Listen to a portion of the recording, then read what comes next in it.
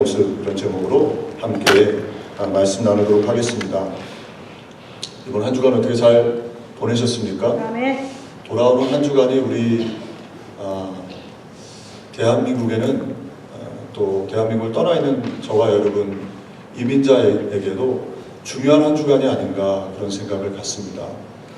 미국과 북한 간에 2차 정상회담이 있고 또 이번 주간에 3.1절 100주년 기념되는 그런 한 해이기도 합니다.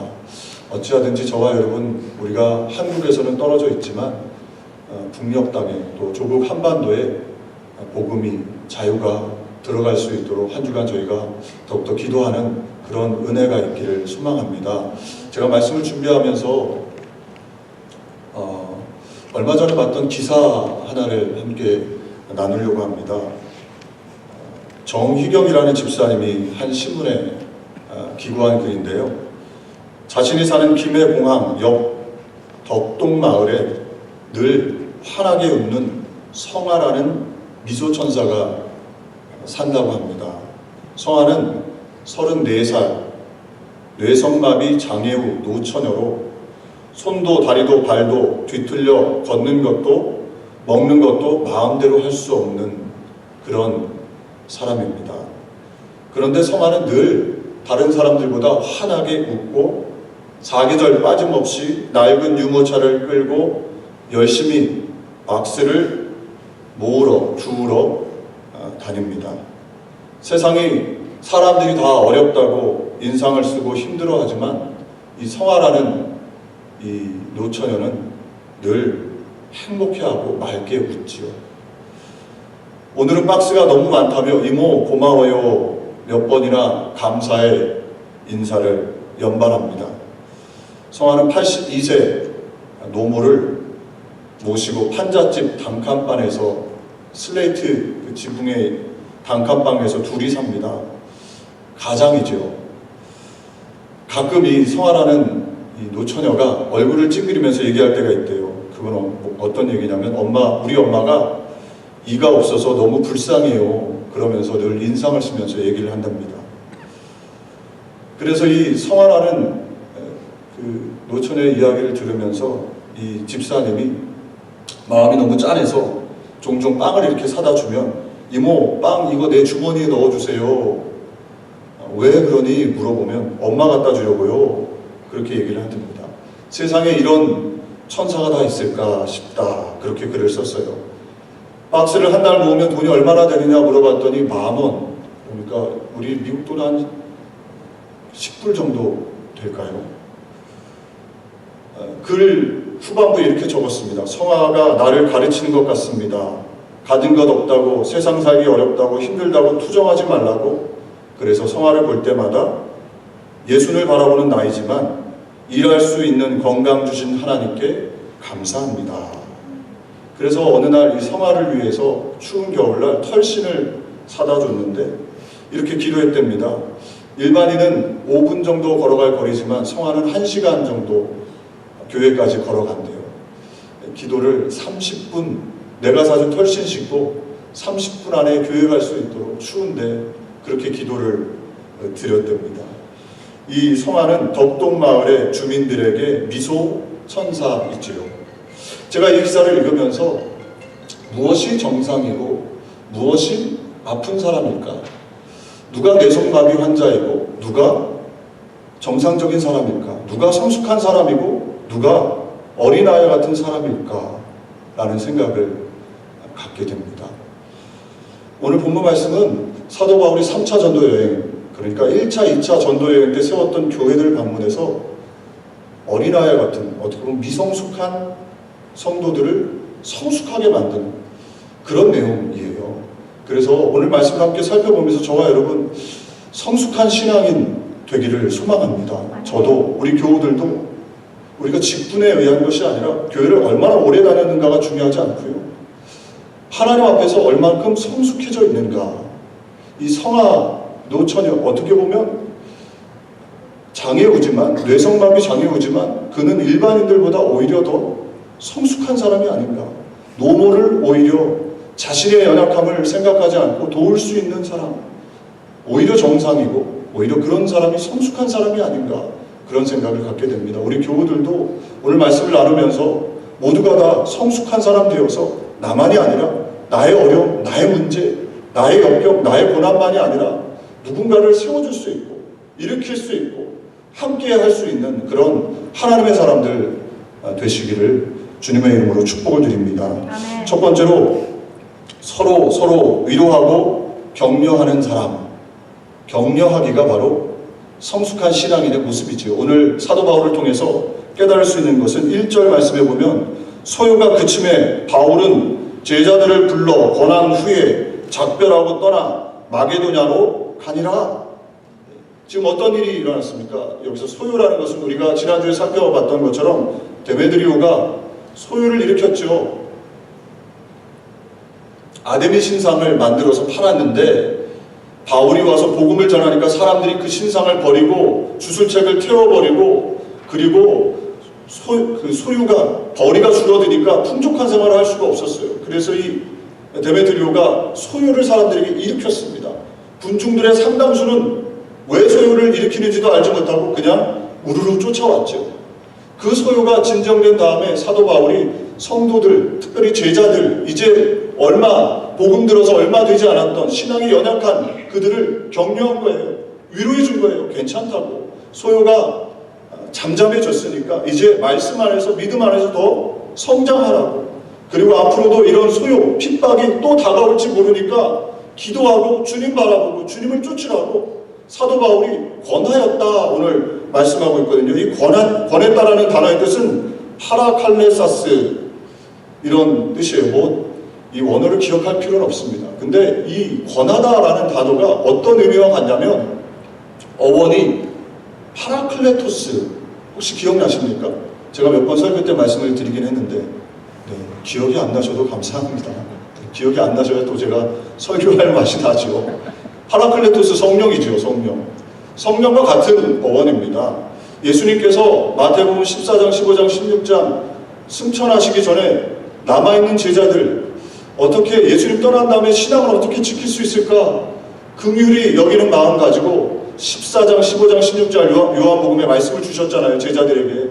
그 말씀의 핵심 내용이 바로 파라클레토스 성령이지요. 성령님이 오시면 내가 떠나는 것이 더 낫다. 성령님이 오시면 너희와 늘 함께 하셔서 너희를 일으켜 세워주시고 격려해 주시고 동행해 주시고 위로해 주시고 힘을 주시는 분이 바로 성령 하나님 파라클레토스 보혜사라는 단어라는 것이지요. 사도 바울이 지금 그 성령님이 하시는 것처럼 연약한 성도들, 연약한 제자들을 격려하고 위로하고 괜찮다고 등을 두들겨주고 이제 더 그리스도의 장성한 분량까지 성장케 되어야 된다고 지금 권면하고 있는 것이지요. 이 권하다라는 단어는 성령님만 그런 일을 하셨던 것이 아니라 우리 주 예수님도 이 땅에 오셔서 공생의 기간에 그런 사람들을 일으켜 세우시고 위로하고 등을 두들겨 주시고 그런 사역을 하지 않으셨습니까? 이 땅에서 죄인들과 함께 하셔서 그들을 일으켜 세워주셨죠. 그리고 병든 사람들을 치료해 주셨고 낙심된 사람들을 함께 해주셨고 우리 예수님이 나병 환자, 문둥병자를 만났을 때 그냥 말씀만으로 고쳐주시면 되는데 예수님께서 어떻게 하셨습니까? 사랑이 굶주려 있는 그 나병 환자, 누군가의 사랑의 손길이 그리운 늘 격리되어서 외롭게 지냈던 그 나병 환자에게 찾아가셔서 그를 만져주세요. 위로해 주시는 것이죠. 권해 주시는 것이죠. 일으켜 세워주셨던 것이죠. 예수님의 이 권하는 사역, 일으키시는 사역 중에 가장 제 마음속에 감동이 되는 것은 이 베드로에게 찾아가신 예수님. 특별히 베드로가 예수님을 3번 부인한 십자가 고난 앞에서 베드로가 예수님을 3번 부인하고 저주하지 않았습니까? 예수님께서 그 낙심되어 있는 베드로 갈릴리 바다로 다시 돌아가서 자신의 업으로 돌아갔던 자신의 옛날 직업으로 돌아갔던 그 베드로를 부활하신 예수님 찾아가시지요. 베드로가 밤이 맞도록 계속 그물을 던졌지만 고기를 잡을 수 없었습니다. 그때 어디선가 음성이 들립니다. 고기를 잡았느냐? 못 잡았습니다. 그러면 오른쪽으로 그물을 던져봐라. 그물을 던졌더니 정말 그물이 찢어지게 고기가 잡힌 거예요. 베드로의 머릿속에 한 장면이 떠올랐던 것이죠. 예수님을 처음 만났을 때 밤이 맞도록 수고하였지만 거둔 것이 아무것도 없었습니다. 환한 대낮이 되었는데 예수님이 베드로의 배를 타시고 예수님께서 베드로에게 말씀하셨죠. 깊은 곳에 가서 그물을 던져라. 말도 안 되는, 이 물고기는 시력이 좋기 때문에 환한 곳에서는 절대로 그물에 잡힐 수가 없는데 예수님의 명령에 순종해서 정말 그물을 던집니다. 그랬더니 배가 만선이 됐을 뿐만 아니라 친구의 배까지도 빌려서 거기에 고기를 가득 채우는 그 장면이 베드로에게 떠올랐던 것이죠. 그리고 즉각 예수님께로 물에 뛰어들어가서 예수님께로 달려갑니다. 우리 예수님, 저는 이 장면 참 생각할 때마다 은혜가 돼요. 저 같으면 정강이를 한 대 까든지 뭐라고 혼냈을 텐데 베드로를 향해서 네가 어떻게 그럴 수 있느냐, 나를 부인하고 어떻게 저주까지 할 수 있겠느냐 얘기하셨을 것 같은데 우리 예수님 아무 말씀 안 하시고 오히려 모닥불을 피우시고 떡을 준비하시고 그가 잡은 물고기를 가져다가 물고기를 구워서 조반을 만들어 주시고 그에게 먹이시고 그리고 나서 예수님 베드로에게 물으시잖아요. 요한의 아들 시몬아, 내가 나를 사랑하느냐. 우리 예수님은 이 베드로의 마음속에 숨겨져 있었던 주님을 향한 그 사랑, 창피하지만 자기가 주님을 부인하고 저주했던 그 모습, 그 창피한 그 모습을 가지고 있는 베드로의 마음을 깊이 보셨던 것이죠. 그리고 그 베드로를 다시 일으켜 세워주십니다. 바로 격려하고 이 권한하는 의미가 바로 그런 의미지요. 사랑하는 교회 여러분, 저와 여러분의 삶에도 이런 권하는 은혜가 있으시기를 주님의 이름으로 축복을 드립니다. 가정에서 우리가 자녀들을 키울 때 또 일터에서 누군가를 함께 일하는 사람들과 또 교회에서 교우들과 정말 우리의 공동체, 가정과 일터와 교회에서 필요한 사람은 어떤 사람일까요? 권하는 사람 아니겠습니까? 요즘 똑똑하고 지혜로운 사람, 가방끈 긴 사람 얼마나 많습니까? 그런데 공동체들이 왜 깨어지고 가정이 왜 깨어지고 또 교회에 어려움이 생기고 왜 그런 겁니까? 권하는 사람, 등을 두들겨주고 위로하고 일으켜 세워주는 사람, 나만 신앙생활 하는 것이 아니라 나만 주님 잘 믿겠다고 하는 것이 아니라 주님의 말씀에 순종해서 이웃을 사랑하면서 일으켜 세울 수 있는 사람, 권할 수 있는 사람, 그런 사람들이 부족하기 때문에 어려움이 있는 것 아닙니까? 저와 여러분이 어찌하든지 신앙생활 하시면서 가정에서 일터에서 권할 수 있는 하나님의 사람들, 그런 성숙함이 있으시기를 주님의 이름으로 축복을 드립니다.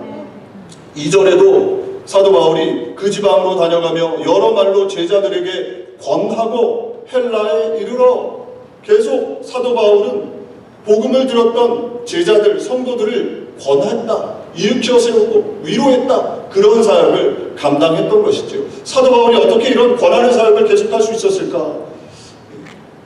그가 다메섹에서 예수 그리스도를 만났기 때문에 뿐만 아니라 그도 동일한 권하는 은혜를 입었던 것이죠. 누구에게 그런 은혜를 입었습니까? 바나바지요, 바나바. 아무도 자신을 믿어주지 않았을 때 바나바는 그를 만나 위로해 주었고 그를 일으켜 세워 주었고 그의 등을 두들겨주는 그런 은혜를 사도 바울도 누렸던 것입니다. 그래서 그도 동일하게 제자들을, 연약한 사람들을 일으켜 세우는 귀한 사명을 감당할 수 있었던 것이죠. 바나바의 이름의 뜻이 위로자, 권하는 사람, 위로의 아들, 그런 뜻을 가지고 있지 않습니까?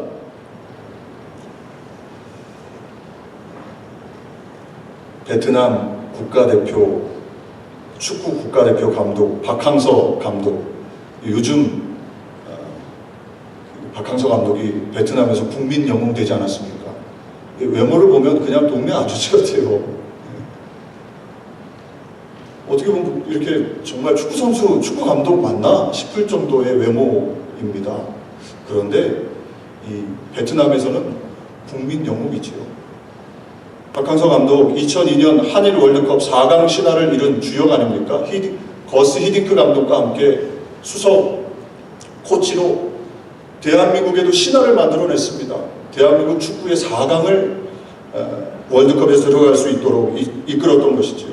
그리고 나서 시간이 지금 16년 정도 흐른 이후에 베트남 축구 대표팀 감독이 돼서 동남아 월드컵이라 불리는 스즈키컵에서 우승을 했고요.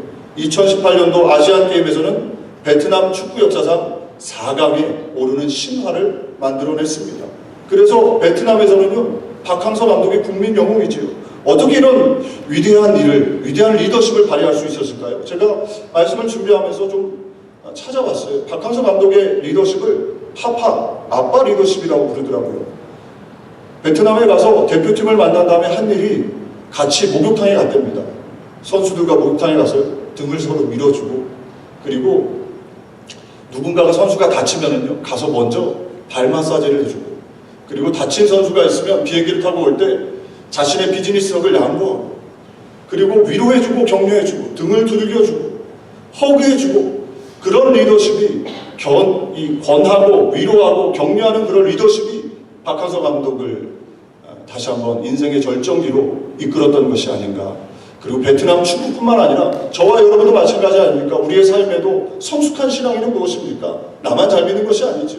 우리 주변에 있는 사람, 연약한 사람, 힘들어하는 사람, 초신자 같은 사람, 그런 사람들을 일으켜 세워주고 등을 두들겨주고 위로해주고 권면해줄 때 저와 여러분을 통해서 공동체가 살고 하나님의 은혜가 임하게 될 줄로 믿습니다. 이 사역은요, 목회자만 하는 것이 아닙니다. 성경에 보면 수많은 곳에서 피차 권하라 말씀하고 있어요. 히브리서 3장 12절 13절 말씀, 우리 말씀을 같이 합독하길 원합니다. 형제들아, 너희는 삼가 혹 너희 중에 누가 믿지 아니하는 악한 마음을 품고 살아계신 하나님에게서 떨어질까 조심할 것이요, 오직 오늘이라 일컫는 동안에 매일 피차 권면하여 너희 중에 누구든지 죄의 유혹으로 완고하게 되지 않도록 하라. 아멘. 피차 권하라는 것이죠. 오늘이라는 이 시간 안에서 피차 권면해서 죄악에 빠지지 않도록 일으켜 세워주고 살아계신 하나님으로부터 떨어지지 않도록 권하라는 것입니다. 또 골로새서 3장 16절도 말씀합니다. 그리스도의 말씀이 너희 속에 풍성히 거하여 모든 지혜로 피차 가르치며 권면하고, 피차, 소수의 사람, 목회자만 하는 일이 아니라 너희가 피차 서로 권면하라, 그렇게 우리에게 명령하고 있는 것이지요. 사랑하는 교회 여러분, 어떤 사람이 성숙한 신앙인입니까? 나의 신앙, 내 신앙, 나의 것만 생각하는 것이 아니라 우리 주변에 있는 연약한 사람들을 일으켜 세우는 사람, 그것이 바로 성숙한 신앙인. 그 사람을 통해서 빛이, 그 사람을 통해서 소금의 역할이 온전히 감동케 되는 것이죠. 두 번째로 성숙한 신앙인은 홀로 침묵의 시간을 갖는 것입니다. 바울을 통해서 두 번째로 살펴볼 수 있는 것은, 바울은 홀로 침묵의 시간, 기도의 시간을 가졌습니다. 아시아에서 두로아로 갈 때 바울은 동행자들을 먼저 보냅니다. 오늘 4절 말씀, 5절 말씀, 우리 말씀을 같이 합독할까요? 아시아까지 함께 가는 자는 베레아 사람 브로의 아들 소바도와 데살로니가 사람 아리스다고와 세군도와 더베 사람 가이오와 및 디모데와 아시아 사람 두기고와 드로비모라. 그들은 먼저 가서 드로아에서 우리를 기다리더라. 아멘. 지금 함께 동행자가 있는데 그들을 먼저 보냅니다. 그리고 바울과 실라만 따로 남아요. 왜 이런 일을 했을까요? 그들이 그냥 기다렸다고 말씀합니다. 성경에는. 여기 행간에 숨어있는 뜻이 있는 것이죠. 이 바울의 뒷모습을 통해서 볼 수 있는 것은 예수님의 뒷모습입니다. 예수님 늘 사역을 하시고 사람들로 막 분주해졌을 때 홀로 새벽 미명에 일어나셔서 한적한 곳에 가셔서 기도하셨죠. 사람들이 막 쫓아올 때 예수님은 사람들을 모으려 하지 않으셨고 오히려 그 사람들을 보내고 혼자 기도하는 시간을 가지셨던 것이죠. 사도 바울도 지금 바로 그것입니다. 먼저 사람들을 보내고 홀로 있는 시간, 하나님을 바라보는 시간, 고독의 시간, 침묵의 시간을 통해서 하나님과 교제를 나누는 그런 성숙한 모습을 우리에게 보여주고 있는 것이죠. 우리 사랑하는 교우들도 어찌하든지 신앙생활 중에 주님과 독대하는 시간, 침묵의 시간, 주님과 함께 친밀한 교제를 나누는 시간을 가지시기를 주님의 이름으로 축복을 드립니다. 하나님의 사람들은 다 그런 시간을 가졌죠. 모세를 보십시오. 모세가 혈기왕성할 때 이집트 왕궁에서 자라고 이집트 왕궁에서 배울 것을 배운 자신의 힘으로 무엇인가 해보려고 했을 때는 결국에 사람을 죽이고 미디안 광야로 도망가지 않습니까? 40년을 그곳에서 침묵의 시간, 외로운 시간, 사람들이 그리운 시간을 보냅니다. 그 시간 동안에 우리 하나님을 그 모세가 바라보고 있지 않았겠습니까? 결국에는 80세에 불타지 않은 가시떨기 나무에서 그 하나님을 만나죠. 그리고 그가 하나님 앞에 귀하게 쓰임받는 것을 보게 됩니다. 다윗을 보십시오. 다윗도 목동 시절에 수많은 시간 밤을 홀로 지새우며 양들을 돌보며 외로운 시간, 고독의 시간, 하나님을 바라보는 시간을 가졌던 것이지요. 그때 수많은 주옥과 같은 시편이 다윗을 통해서 기록되었지요. 엘리야도 피곤하고 지쳐있을 때 로뎀나무 아래에서 홀로 있을 때 하나님을 더 깊이 만나고 다시금 여기서 저를 죽여주십시오라고 기도했던 그 엘리야가 힘을 얻고 자신의 사명을 끝까지 완수하는 귀한 은혜를 경험하게 됩니다. 요나도 보십시오. 물고기 뱃속에 들어가서 독대의 시간, 절망의 시간, 외로운 시간, 침묵의 시간을 보냈지만 그곳에서 사명을 회복하고 다시스로 가서 복음을 온전히, 다시스가 아니죠, 아수르에 가서, 니느웨에 가서 복음을 온전히 증거할 수가 있게 됐던 것이지요. 사랑하는 교회 여러분, 저와 여러분의 삶에도 하나님과 단독으로 만나는, 하나님과 독대할 수 있는 그런 침묵의 시간, 고요한 시간, 교제의 시간을 가지시기를 주님의 이름으로 축복을 드립니다. 아멘. 제가 종종 내셔널 지오그래픽을 보는 것을 좋아합니다. 동물들 보는 것을 좀 좋아합니다. 그래서 시간이 될 때마다 유튜브에서 동물들, 특별히 아프리카 밀림에 있는 동물들, 사자, 그런 걸 좀 봅니다. 보다가 좀 재미있는 신기한 내용이 하나 있어서 함께 나누려고 해요. 사슴처럼 생겼는데요. 이름이 좀 생소합니다. 스프링복이라는 동물인데요. 이 동물입니다. 저 사슴처럼 생겼는데 이 스프링복이요, 현대인들과 좀 많이 닮은 것이 아닌가 그런 생각을 해봐요. 스프링복은 어처구니 없게 미련하게 죽음을 맞이합니다. 초원에서 풀을 뜯고 있다가요, 한 마리가 어디론가 뛰어가면요, 주변에 있던 스프링복이 모두가 다 함께 뜁니다. 어디로 뛰는지도 모르고요, 열심히 뛰어요.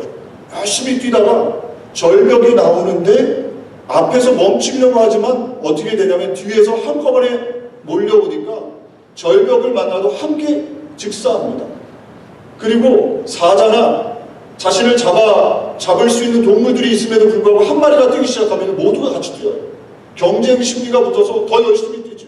결국에는 안타깝고 미련한 죽음을 맞이하는 것을 보게 됩니다. 멈출 줄 모르고 달리기만 하는 그런 스프링복. 저와 여러분의 모습은 아닌가, 현대인의 모습은 아닌가. 우리는 너무 무작정 달리지요.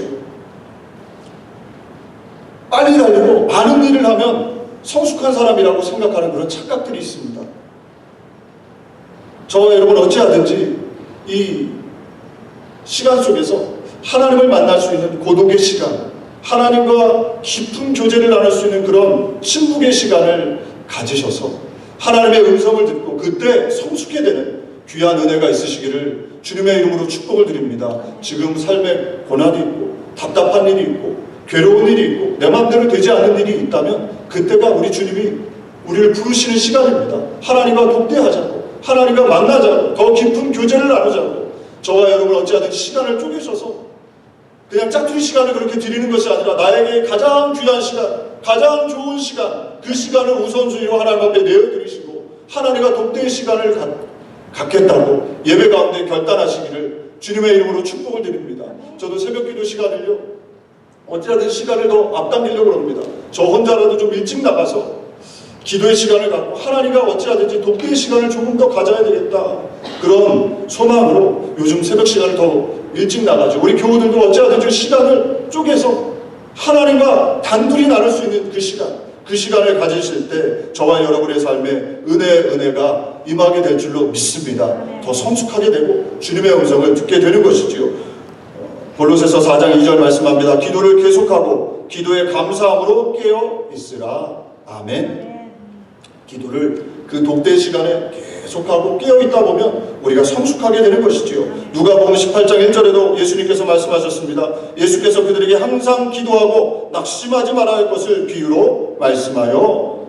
저와 여러분이 어찌하든지 왜 독대의 시간을 가져야 되느냐? 시험에 들지 않기 위해서지요. 그냥 기도하지 않고 고독의 시간, 침묵의 시간을 갖지 않으면 눈에 보이는 것이 전부이처럼 보입니다. 세상 사람들이 쫓는 것처럼 쫓아가는 물질, 명예, 그것이 전부인 것처럼 생각이 되죠. 그러나 잠잠히 주님 바라보면 그것이 전부가 아니라 영원한 세계가 있고 하늘나라가 있고 하나님이 계시고 하나님 앞에 어떻게 하나님을 만나고 하나님 앞에 복을 받을 수 있을 것인가, 그것을 잠잠한 시간, 고독의 시간에 깨달을 수가 있는 것이죠. 아멘. 우리 교우들 어찌하든지 이 시간을 더 가지시기를 주님의 이름으로 축복을 드립니다. 어떤 교회가 하나님의 은혜를 경험합니까? 고독의 시간이 많은 성도들, 많은 교우들이 모여있을 때 그곳에 하나님의 임재가 가득한 것이지요. 어찌하든지 우리 교회가 더 기도에 힘쓰고 더 하나님을 만나는 일에 힘쓸 수 있는 그런 교회 될 때 우리를 통해 영원 구령의 역사가 일어나고 하나님의 나라가 확장되는 귀한 역사가 있게 될 줄로 믿습니다. 현대인들은 너무 바빠요. 바쁘게 사는 것이 미덕으로 현대인은 알고 있지요. 혼자 있지도 못하고 느리게 사는 법을 모릅니다. 그래서 혼자 있어도 저도 그런 것 같아요. 많은 시간 셀폰을 보고 쓸데없이 그냥 SNS를 하고 잠잠히 침묵의 시간이 아니라 무엇인가 늘 바쁘지요. 하나님을 만나고자 하는 그런 시간을 온전히 드리지 못하는 우리 연약함이 있습니다. 세 번째로 성숙한 신앙인은 어떤 신앙인입니까? 오늘 말씀을 통해서 깨달을 수 있는 것은요, 말씀에 대한 갈급함을 갖는 것입니다. 오늘 7절 말씀에 이렇게 말씀합니다. 우리 말씀을 같이 합독할까요? 그 주간의 첫날에 우리가 떡을 떼려 하여 모였더니 바울이 이튿날 떠나고자 하여 그들에게 강론할세 말을 밤중까지 계속하매. 아멘. 그러니까 그 주간 첫날이라는 것은 토요일이 지나고 썬데이, 우리처럼 지금 주일이죠. 주일날 모여서 떡을 떼며 성도들이 함께 교제를, 예배를 드리고 있습니다. 그런데 사도 바울이 말씀을 하는데, 떠나고자 하여 말씀을 하는데 언제까지 했냐면 말씀해 보니까 밤중까지 했다. 말씀을 가르치는데 밤중까지 가르친 거예요. 1시간, 2시간도 아니고 아침부터 저녁 늦은 시간까지 계속 설교를 한 겁니다. 그랬더니 어떤 일이 일어났습니까? 유두보라는 청년이 말씀을 난간에서 듣다가 그만 3층에서 뚝 떨어져 버렸어요. 졸다가 푹푹 졸다가 뚝 떨어졌습니다.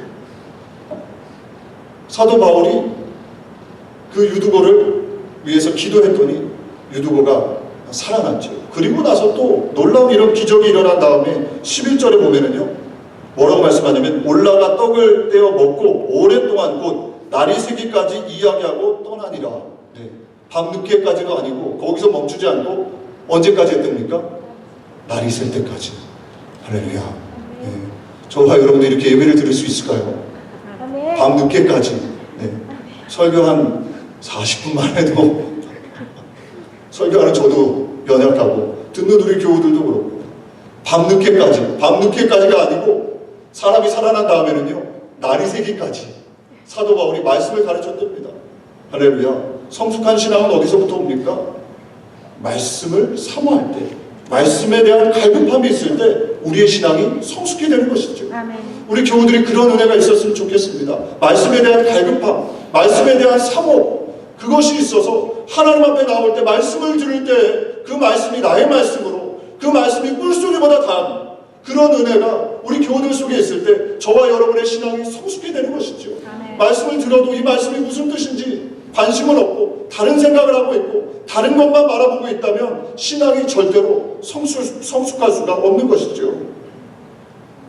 이번 주 돌아오는 3월 1일 3.1운동 100주년 기념되는 해입니다. 3.1운동은 우리가 잘 알고 있는 것처럼 우리 민족이 일제 억압에 대항해서 1919년 3월 1일 날 만세운동을 벌인 것이지요. 일본 제국의 폭력 앞에 압제 속에서 결코 죽지 않았다라는 것을 마치 봄에 새싹이 돋아나는 것처럼 그렇게 일어나서 만세운동을 펼친 것입니다. 일본 제국이 누르려고 하면 누를수록 더욱더 일어났던 것이죠. 명성황후 시해 사건, 을사득약, 군사해산, 의병 탄압, 헤이그 밀사 파견, 이 모든 것들의 책임을 물어서 고종을 폐위시켰습니다. 그리고 그 고종이 의문의 죽음을 당한 다음에 바로 이 3.1운동이 일어난 것이죠. 참 제가 자랑스러운 것은, 우리가 자랑스러울 것은 무엇이냐? 33인 지도자 중에 기독교인이 16명이었습니다. 16명. 할렐루야. 당시 인구가요, 기독교인의 인구는 1.5%, 2% 정도밖에 안 됐어요, 한국에. 추산해보니까 20에서 30만 정도. 천도교가 300만 정도가 있었고요. 최고 종교였고, 당시 기독교는 아주 작은 종교였습니다. 그런데 어떻게 기독교가 반 가까운 그런 지도자, 3.1운동의 지도자를 낼 수 있었느냐? 얼마 전에도 그 천주교에서 회개의 그런 성명을 발표했잖아요. 당시 천주교에서는 한 명도 지도자가 나오지 않았어요. 34년 중에. 거기에 대한 회개의 반성을 냈던 것을 성명을 얼마 전에 들었는데요. 참 감사한 것이죠. 어떻게 이렇게 소수 기독교인들 중에 많은 3.1운동의 지도자가 나올 수 있었느냐? 바로 선교사님들을 통한 말씀 교육.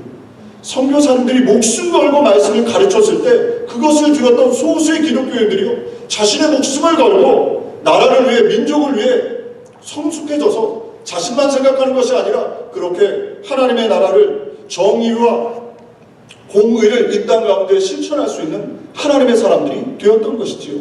할렐루야. 우리 교우들 어찌하든지 우리 교회가요, 말씀의 사모함이 넘치는 교회가 됐으면 좋겠습니다. 아멘. 제가 어떻게 말씀을 더 가르칠 수 있을까? 그래서 이 3월 다음 주부터, 첫 주부터 우리가 말씀 교육하지 않습니까? 예, 확신만 해서 지금까지 구원의 확신을 다시 한번 점검하고, 성경을 어떻게 개인적으로 읽을 수 있을까? 그 방법을 함께 나누고, 또 신앙의 기초는 무엇인가? 이것을 함께 다시금 나누면서 우리의 신앙을 다시 한번 확신 속에 세워놓고, 그렇게 성숙하게 잃어버린 영혼, 죽어가는 영혼, 방황하는 영혼들, 우리 주변에 있는 많은 사람들을 일으켜 세울 수 있는 저와 여러분 되기를 간절히 소망합니다. 우리 교우들이 함께 이 일에 동참해 주시면 좋겠어요. 저는 참 감사한 것이 봄학기, 가을학기 성경 공부하면 한 14분, 15분 이렇게 오셔서 같이 말씀을 나눠요. 우리 교우들 모두가 다 오셨어요. 함께 말씀을 나누면서 말씀 안에서 성숙하게 되는 그런 은혜가 있기를 소망합니다. 예수님께서도 말씀하셨죠. 너희는 가서 모든 족속으로 제자를 삼으라 말씀하셨습니다. 그냥 예수 믿고 난 다음에 자연스럽게 성장하는 것이 아닙니다. 예수 믿으면 처음에는 갓난아기가 되는 것이죠. 거듭난다. 예수 믿으면 끝이 아니라 그것이 이제 시작입니다.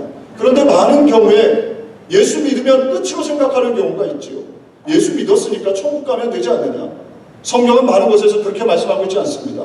갓난 아이가 있고, 어른이 청년과 같이 힘 있는 사람이 있고, 또 그것보다 더 성장한 그리스도의 장성한 분량까지 성장케 되는 사람들이 있다는 것이죠. 여러분들은 어디쯤 와 계십니까? 교회는 다니지만 늘 말씀이 어디 있는지, 하나님의 말씀이 무엇인지, 예수님의 정신이 무엇인지 모르고 살아간다면 주님 앞에 있으면 갓난아기의 모습으로 구원을 받는 창피한 구원을 이루는 것이지요. 어찌하든지 우리 교우들이, 참 감사한 것은 우리 교회가 하나님께서 이렇게 좀 조정을 해주셨어요. 그래서 성경 공부에 대해서 다 열려있는 분들이 거의 지금 이제 우리 교회에 출석하고 계세요. 어찌하든지 우리 교회가 더 이 일에 힘을 쏟았으면 좋겠습니다. 말씀을 배우는 일에 힘을 쏟고 이 일에 헌신하며 나아갈 때 저와 여러분의 삶을 통해 하나님께서 역사해 주실 줄로 믿습니다. 고린도전서 3장 1절 말씀이에요. 형제들아, 내가 신령한 자들을 대함과 같이 너희에게 말할 수 없어서 육신에 속한 자 곧 그리스도 안에서 어린아이들을 대함과 같이 하노라. 사도 바울이 고린도 교회 성도들 향해서 너희는 아직 어린아이다 이렇게 말씀하고 있는 거예요. 우리 교우들이 교회를 다니면서 1년, 2년, 3년, 10년, 20년이 지난 다음에 여전히 어린아이와 같이 나만 내 것만 생각한다면 주님 앞에 섰을 때 우리 주님이 사도 바울과 같이 어린아이와 같다 말씀하시지 않겠습니까? 우리 교우들 어찌하든지 그리스도의 장성한 분량까지 성장케 되는 것을, 말씀에 대한 갈급함을 갖고 사모함을 가지시기를 주님의 이름으로 축복을 드립니다. 왜 자라야 합니까? 왜 성숙해야 됩니까? 우리가 열매를 맺어야죠. 어찌하든지 신앙생활에 아름다운 열매를 맺어야죠. 골로새서 1장 10절 말씀합니다. 주께 합당하게 행하여 범사에 기쁘시게 하고 모든 선한 일에 열매를 맺게 하시며 하나님을 아는 것에 자라게 하시고. 아멘. 열매를 맺고 자라가는 것, 그것이 우리를 부르신 주님의 명령입니다. 디모데후서 3장 17절도 말씀하죠. 우리 말씀을 같이 합독할까요? 이는 하나님의 사람으로 온전하게 하며 모든 선한 일을 행할 능력을 갖추게 하려 함이라. 아멘. 말씀을 통해서 우리가 자라날 때 온전하게 되고 선한 능력을 행할 수 있는, 나만이 아니라 그냥 예배만 드리고 왔다 가는 것이 아니라 마치 3.1운동의 16일의 지도자들처럼 그렇게 국가를, 나라를, 공동체를, 우리 주변에 있는 사람들을 위하여 나의 것을 내어드릴 수 있는 그런 하나님의 사람들이 성숙한 신앙인이 될 수 있다는 것입니다. 우리 교우들이 어찌하든지 이번에 만약에 안 된다면 시간을 또 내셔서 주중에라도 저한테 연락을 주시면 함께 말씀을 나누길 원해요. 그래서 우리 교우들이 더 성장케 되고 하나님 앞에 그리스도의 장성한 분량까지 나아가는 것, 그것이 여러분을 향한 부르심이요 저를 향한 부르심이라는 것이지요. 말씀을 맺겠습니다. 사랑하는 교회 여러분, 진정한 성숙한 신앙인, 정상적인 사람은 누구일까요? 성아라는 자매는 33살 뇌성마비 노처녀입니다. 80세 되신 노모를 봉양하는, 자신의 몸도 하나 가눌 수 없는 그가 늘 밝게 자신의 노모를 오히려 돌보는 그런 삶을 살았죠. 저와 여러분의 삶은 어떻습니까? 오늘 이 시간에 저와 여러분을 향해서 스스로 점검해 보길 원합니다. 나는, 나의 신앙은 어떤가? 나만 겨우 나 혼자 서서, 또 아니면 나 혼자 쓰기도 힘들어서 그렇게 연약한 가운데 있지 않는가? 시간이 흐르고 흘러도 똑같이 늘 반복된 신앙의 모습으로 서 있지는 않은가? 점검하셔서 어찌하든지 우리를 향한 부르심은 성숙입니다. 성숙해 되어지는 것. 어떻게 성숙해 되어질 수 있느냐? 서로 사랑하며 권면하는 것이죠.